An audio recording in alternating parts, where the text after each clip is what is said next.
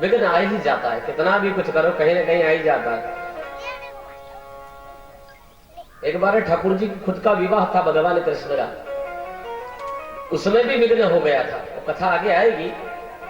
तो विघ्न ऐसी चीज है कि कभी कभी ये भगवान को भी नहीं छोड़ता, क्योंकि बात वो ये है ना कि सब बनाए हुए तो भगवान के ही हैं, तो जाएंगे कहां। अच्छा मेरी बात सुनो, कोई भी माँ कितने भी अपने बेटे को डांट ले, मार ले, लेकिन आखिरी में बेटा जाएगा किसके पास में? जाएगा तो मां के पास में है। तो भगवान के बनाए हुए सारी चीजें हैं, तो कहीं ना कहीं इनको रिटर्न जाना तो वही है। अब प्रेमी भक्तों, कल तक जो अपने कथा कही थी, वह कथा राजा परीक्षित जी सुकताल पहुंच जाते हैं, उनको श्राप भी मिल जाता है। होता क्या है कि दोनों कथा एक एक साथ में चलती है। अब सुखदेव जी की कथा आरंभ होगी।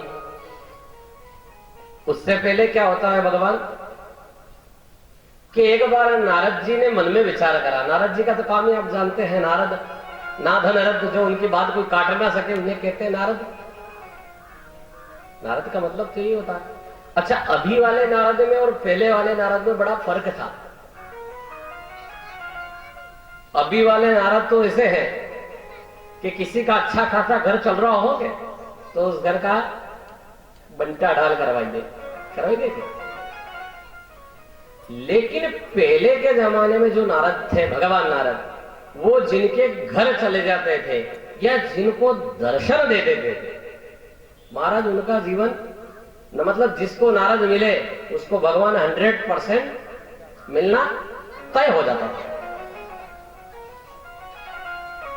एक बार नारद जी ने मन में कहा, मैंने लक्ष्मी मां को और भगवान नारायण को लड़ा दिया, दोनों को लड़ा दिया। ब्रह्मा जी को और सावित्री को भी लड़ा दिया। अभी तक भगवान शिव को और पार्वती को एक बार नहीं लड़ा पाया मैं, तो आज क्यों नहीं वही सही। तो नारायण का नाम लेते लेते भगवान जैसे तैसे बोले आज कैलाश की यात्रा ही से। कैलाश पर्वत पे पहुंच गए महाराज। जैसे ही पहुंचे तो बाबा दिखे नहीं, भोलेनाथ। मां पार्वती दिखी, माता को साष्टांग प्रणाम किया, जगदम्बा आपकी जय हो। अब महाराज संत आए। नारद जी संत है,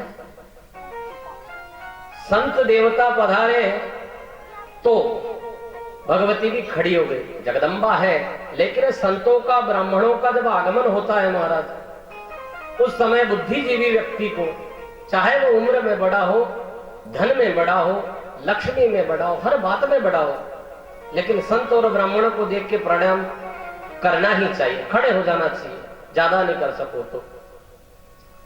साक्षात त्रिपुर सुंदरी जगदम्बा उमा पार्वती, उसके बाद भी भगवती खड़ी हुई। आइए नारद जी बताएं कैसे आना हुआ। तो कहा है ना कि जब नारद जी पधारे तो पूछा कैसे आना हुआ। जलपान करिए, नारद जी को जलपान करवाया। एक साइड में लड्डू रख दिए, भोग लगाइए। शास्त्र कहता है महाराज, शास्त्र की बात कह रहा हूं, शास्त्र से हटके कहीं नहीं, अपन शास्त्र के बाहर जाएंगे नहीं, अपन शास्त्र में रहेंगे। शास्त्र कहता है कि अलंकार प्रिय विष्णु, भगवान नारायण को अगर प्रसन्न करना है आपको तो उनको अच्छे अच्छे कपड़े पहनाओ। ठाकुर जी को जितने अच्छे कपड़े पहनाओगे उनको लगेगा बहुत बढ़िया। जलधारा प्रिय शिव, भगवान शिव जी को जितना पानी उड़ोलोगे ऊपर वो उनको बड़ा अच्छा लगेगा, हाँ भाई आनंद आ गया। मोदक प्रियणा गणनाथ, गणेश जी को लड्डू। क्षत्रियो मान इच्छन्ति, राजपूतों को आप कुछ मत दो और ले लो उनसे। परम सत्य कह रहा हूं, शास्त्र की बात है। किंतु उनको क्या चाहिए? सम्मान। राजपूत लोग काहे के भूखे रहते हैं भगवान? सम्मान के। क्षत्रियो मानम इच्छन्ति, राजपूतों को सम्मान चाहिए। और आखिरी में लिखा है महाराज, ब्राह्मण प्रिय भोजन। ब्राह्मण को क्या अच्छा लगता है? तो बोलिए राधे। ब्राह्मण को अच्छा लगता है महाराज भोजन।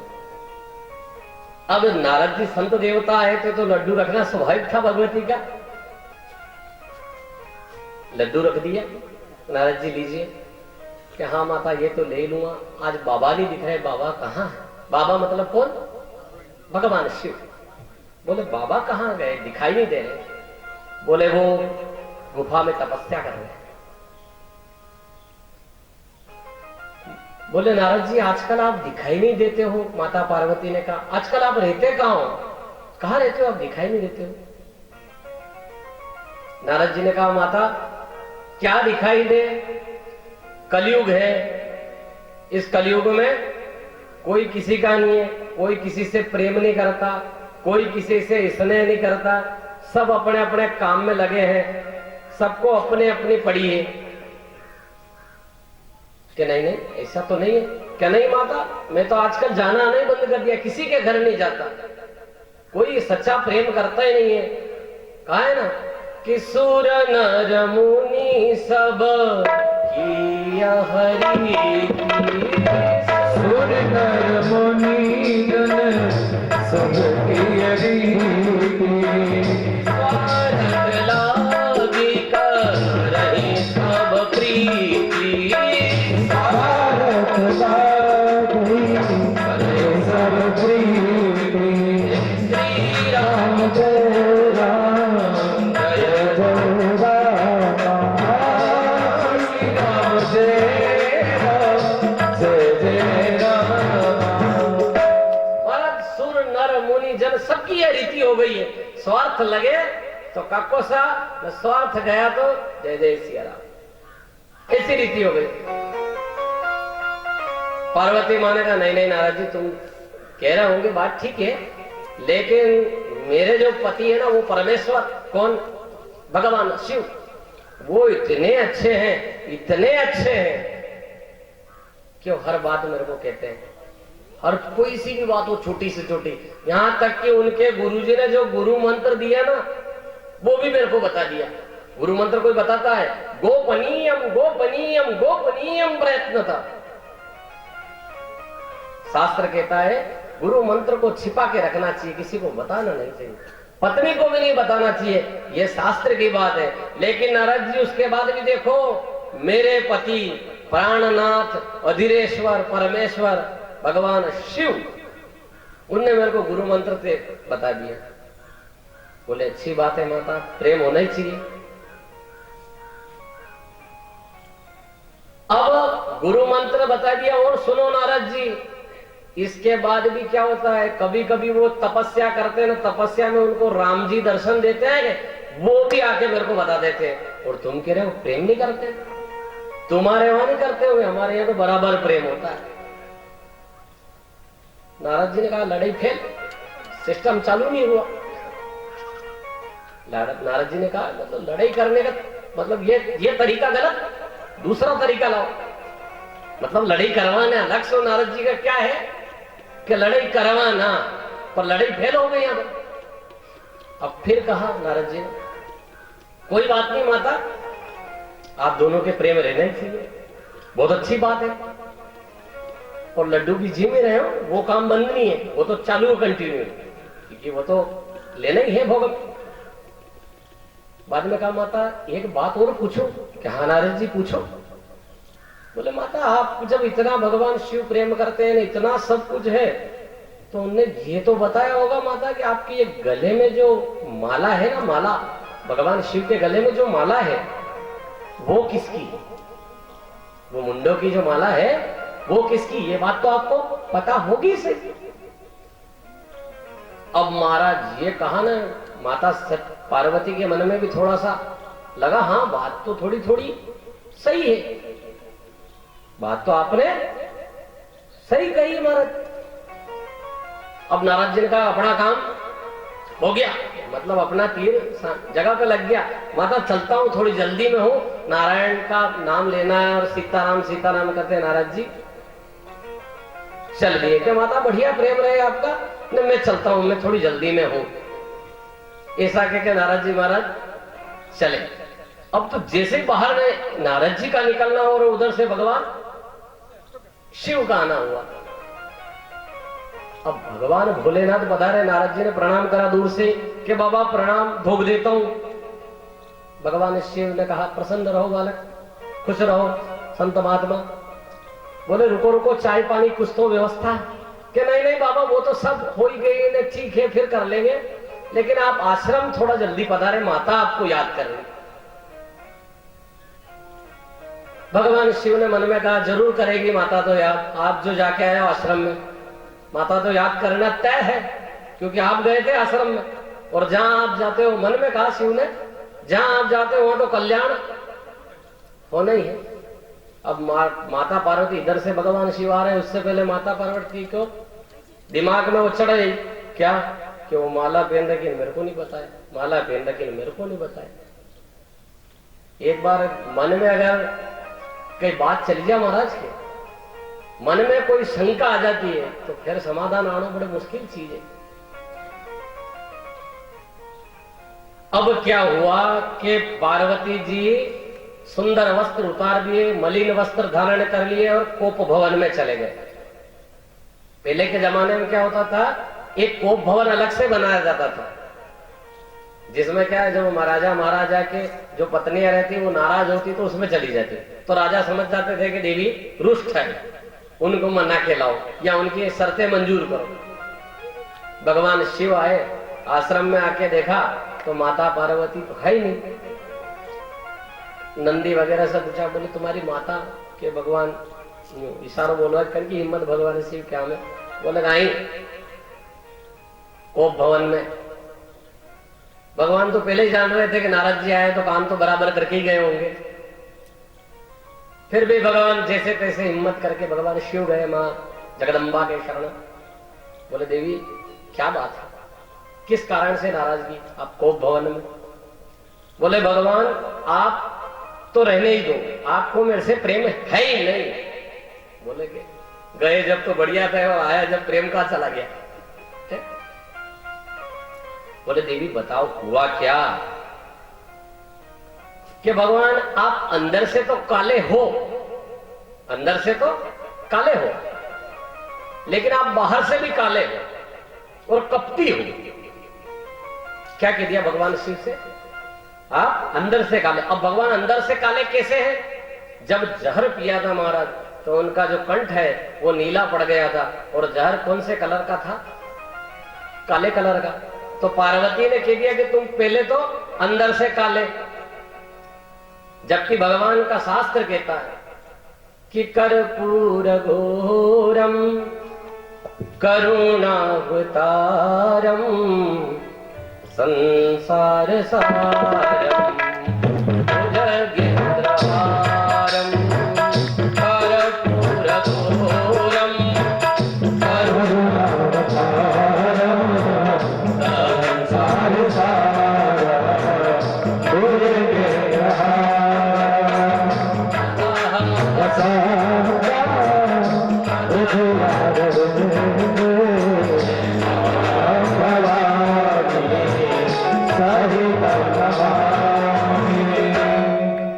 शास्त्र तो कह रहा है कि भगवान कपूर से भी सुंदर है। माता पार्वती भी गलत नहीं कह रही है, कपूर से भी भगवान शिव ज्यादा सुंदर है। कपूर देखा होगा आपने, उससे भी ज्यादा सुंदर है। और भगवती कह रही है कि आप मन के तो काले हो ही सही, पर ऊपर से भी काले हो और कपटी हो। बोले क्या हुआ देवी बताओ? बोले भगवान आपने जो गले में माला पहन रखी है किसकी है बताओ?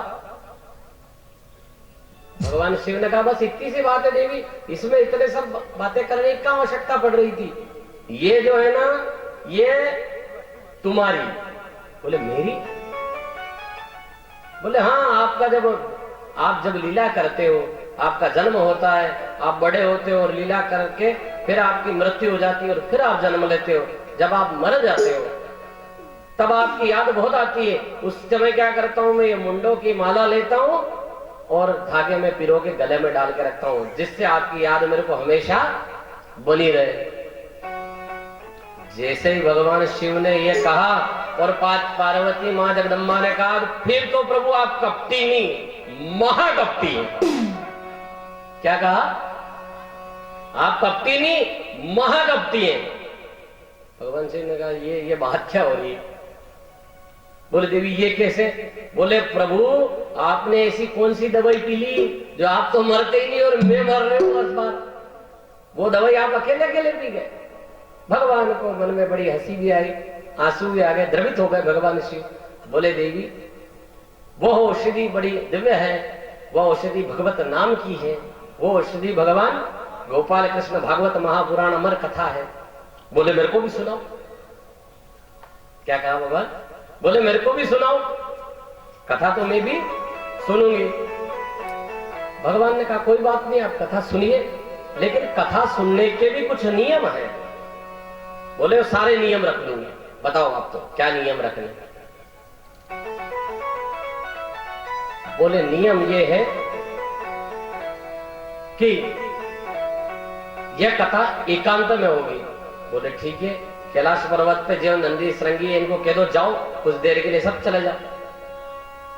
भगवान ने जैसे ही शंख बजाया, सारे गण देव जो भी थे वहां सारे के सारे चले गए। अब महाराज सब चले गए तो वहां पार्वती मैया को कथा सुनाने के लिए भगवान शिव अमर कथा सुनाने के लिए बैठे। तो उसी समय क्या हुआ, जहां शिव और पार्वती बैठे थे उनके पीछे एक शुक है तोता, उसका एक अंडा पड़ा हुआ था। हमारा तोता भी उड़ गया, शिव के शंख के आगे सारे चले गए, तोता अकेला रह गया, तोते का अंडा वो रह गया। अब पार्वती माता से कहा ये जो कथा होगी वो एक शर्त पे होगी कि आपको ओम ओम या हाँ हाँ ये बोलना है। आजकल के जमाने में तो यस नो चल गया, पहले यस नो तो था नहीं, है ना? एक ही बात थी, हाँ या ओम। पार्वती ने कहा हाँ हाँ करूंगा, इससे तो कुछ मिलना है नहीं, इससे तो बढ़िया है कि ओम ओम जपूं, ओम का नाम ले। कि ठीक है भगवान आप कथा चालू करिए, मैं ओम ओम ओम ओम इस तरह से बोलते रहूंगा। भगवान शिव ने कहा एक और शर्त, मेरी आंखें बंद रहेगी, मैं आंखें नहीं खोलूंगा।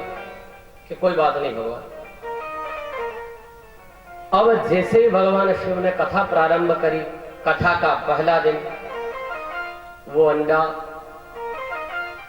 फूटने लगा, कथा उसने भी सुनी।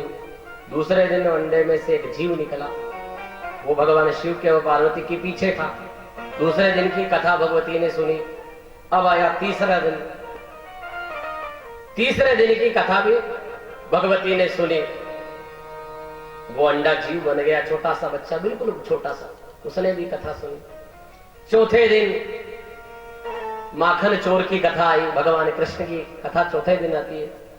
चौथे दिन वो कथा आई, वह कथा भगवती ने सुनी और वहीं से जैसे ही भगवान प्रसंग सुनाते हैं कि कृष्ण ने उद्धव को ज्ञान दिया, उद्धव को ज्ञान दे रहे, वहीं भगवती को नींद आ जाती है। अब आप कह दोगे महाराज कि जब जगदम्बा को नींद आ जाए तो हम कौन सी बड़ी बात है? हमको नींद कथा में आए तो कौन सा पाप है? जगदम्बा को भी तो नींद आ गई। पर वो कथा और इस कथा में बहुत फर्क है। वो कथा जो चली थी वो दिन रात चली थी, 24 घंटा, और ये कथा तो महाराज 12 से 3, और 3 में भी 3:15 हो जाएगा तो आप फिर देखोगा बाबूजी आज भूल ही गया गई, कथा ज्यादा हुई। अब महाराज चौथे दिन की कथा में भगवती को नींद आ गई, और नींद आने का फलस्वरूप के भगवान की कथा रुक जाए तो उस शुक तोते ने पार्वती की नकल करी। आप देखना सबसे ज्यादा और सबसे जल्दी अगर कोई सीखता है जानवरों में तो वो है तोता। आप घर में लाओ, उसको रखो बचपन से, और आप बोलो राम राम राम राम, तो थोड़े दिन बाद वो भी बोलने लग जाएगा राम राम राम। तो उसको ध्यान पड़ गई कि अपने को क्या बोलना है, ओम ओम ओम। 5वें दिन कथा हुई, ओम ओम बोलता रहा। 6ठे दिन कथा हुई, ओम ओम बोलता रहा। महाराज जैसे ही 7वें दिन कथा हुई वही ओम ओम बोल रहा था। कौन? वही तोता। और जैसे ही कथा पूरी हुई भगवान ने कहा बोलिए गोपाल कृष्ण भगवान की जय। तुरंत पार्वती की नींद खोली। हाँ जय हो। बोला हाँ जय हो। भगवान शिव ने कहा हाँ जय हो। क्या भगवान आगे सुनाओ ना, उद्धव ने क्या कहा कृष्ण से? भगवान ने कहा हो गया उद्धार, हो गई अमर। अमर कथा यहां भी नहीं हुई। यहां भी अमर कथा तो हुई, लेकिन भगवती पार्वती सुन ना पाई, यहां भी अमर नहीं हो पाई। सती देवी यहां भी अमर नहीं हो पाई। अब वो तोता तो क्या एक होकारा कौन भर रहा था, ओम ओम कौन बोल रहा था? तो जैसे वो तोते को मालूम पड़ी वो उड़ के भागने लगा। तो कैलाश से जैसे ही उतरते हैं महाराज बद्री विशाल आता है कि नहीं आता? आप गए बराबर, बद्री विशाल आता है। वो तोता भागा, भगवान शिव ने त्रिशूल लिया और पीछे के बस इसको तो मारना है। अब मारना क्यों? तोते ने क्या बिगाड़ा जो मारे? तोते ने ये बिगाड़ा था महाराज कि उसने कथा तो सुनी, लेकिन भागवत को पीछे से सुनना बहुत बड़ा पाप है। कभी भी भागवत को पीछे बैठ के सुनते हैं बहुत सारे लोग, हमें क्या जाओ पाछे थी सुनना, वो बहुत बड़ा पाप है, ऐसा शास्त्र कहता है। इसलिए भगवान शिव मारने के लिए दौड़े। और वो एक बार क्या हुआ कि वेद व्यास जी की जो पत्नी थी वो भगवान के नामों का सुमिरन कर रही थी, भगवान के नामों का गुणगान कर रही थी। शिव नाम से जगत में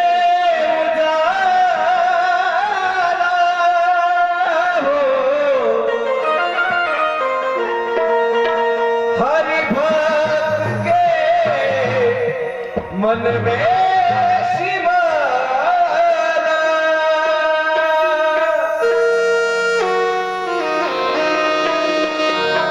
हे शंभो बाबा मेरे भोलेना, तीनों लोक में तू ही तू, सदा सुमन मेरा मन मेरी कर, जीवन भी अर्पण कर दूं।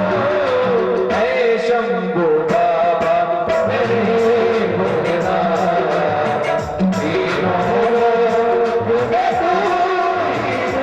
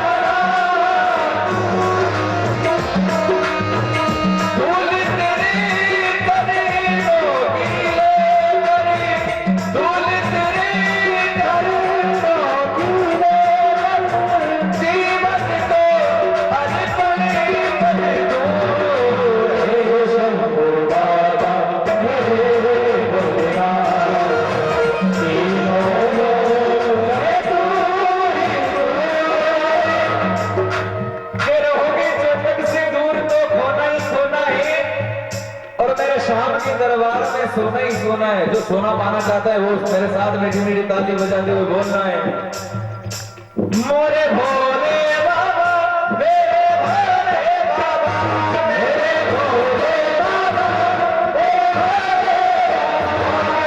भोले बाबा मेरे भोले बाबा मेरे भोले बाबा।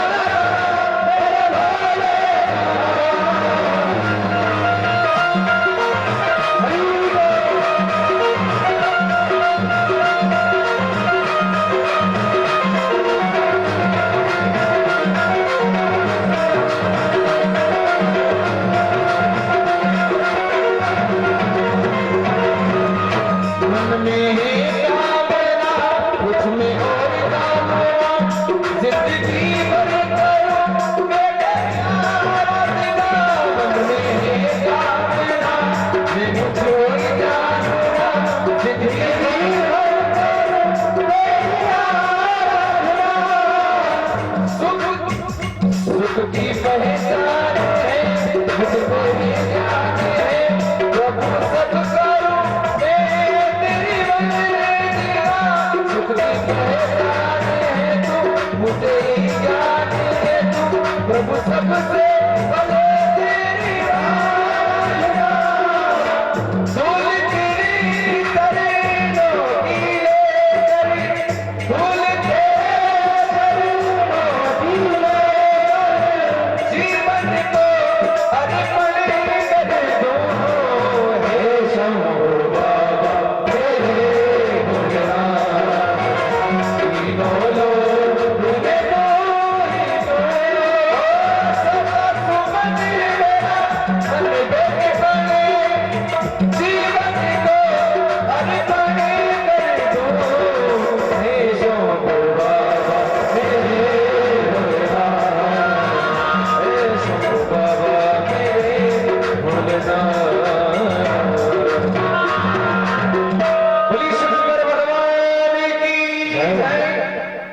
इस प्रकार से माता जो वेद व्यास जी की पत्नी थी विटका देवी, वो प्रार्थना कर रही थी कि भगवान अभी तक मेरे कोई संतान नहीं है, मेरे कोई संतान नहीं है। वेद व्यास जी से कहा कि मैं भगवान के नाम ले लेके थक गई, अभी तक भगवान ने मेरी तरफ देखा नहीं। वेद व्यास जी सब जानते, सर्व अंतर्यामी ईश्वर। उनने मुस्कुराते हुए कहा देवी सब बढ़िया होगा, भगवान पे भरोसा रखें।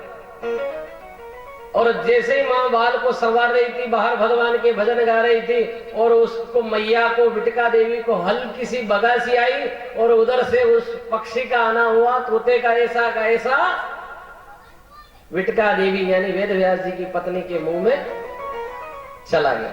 अब भगवान शिव वहां के रुक गए, बोले ये तो मेरे ही नाम ले रही देवी, मैं इसको कैसे मार सकता हूं? भगवान कभी भगत को मारते क्या? भगवान ने कहा चलो जब बाहर आएगा तब देखेंगे, और वहीं से भगवान वापस हो गए महाराज। अब धीरे धीरे दिन तो जाते हैं, बढ़ते ही गए, भगवान के नाम हरि कीर्तन वगैरह चलते रहे वेद व्यास जी। 1 साल बीते, 2 साल बीते, 3 साल बीते, 4, 5, 6, 7, 8, ऐसे करते करते 12वां वर्ष लग गया।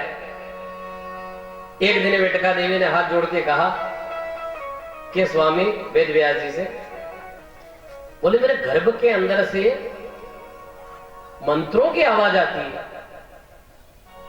बोले देवी अच्छी है, हो सकता है कोई धर्मात्मी पुत्र होगा, ज्ञानी पुत्र होगा, इसलिए आवाज आती है। अच्छा एक विचारणीय बात है, जब जीव गर्भ के अंदर रहता है ना, तब बड़ा कष्ट में रहता है, ऐसा कहते हैं शास्त्र। नरक की यातनाएं जो रहती है गर्भ में भोगता है। पर वेद व्यास जी के जो पुत्र होंगे अब, वो तो अंदर मंदिर बना के पूजा कर रहे हैं, वहां के गर्भ में मंत्रों की आवाज आ रही है, पूजा अर्चना होती है। भगवान एक बार क्या हुआ, एक प्राणी था, आप हो मैं हूं कोई भी हो, जब गर्भ में रहते हैं तो बार बार प्राणी यही जीव जो रहता है वो यही कहता है, हे भगवान मने यहाँ पे बहाने निकाल दे, मुंह बहाने आने तेरी कथा करूंगा, भगवान का नाम लूंगा, भजन करूंगा, थारी खूब सेवा करूंगा, भगवान मैं यहाँ पे बाहर निकाल। भगवान के गवाह, बिना गवाही के काम नहीं चला, गवाह ला, गवाही होगी तो भी जा, गवाह ला।